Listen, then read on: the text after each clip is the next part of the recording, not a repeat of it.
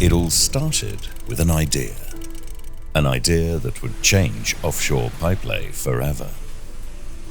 Driven by technical belief, shaped by creative engineers.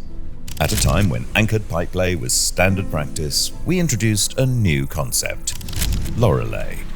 40 years ago, Lorelay was the first pipelay vessel in the world to operate on dynamic positioning. She also installed many of the first gas and oil lines within the Dutch North Sea sector. The world's first pipelay vessel to operate on full dynamic positioning, enabling faster, more accurate installation. Many thought it was impossible. The rest of the world called it crazy. Yet Lorelay proved her value from the start. A groundbreaking pipelay vessel pushing into deeper waters, expanding what was technically possible. From the start of Allseas in 1985, we set out to do totally new things, to never do something that other people could do just as well, and that we would always innovate and excel in a technical way.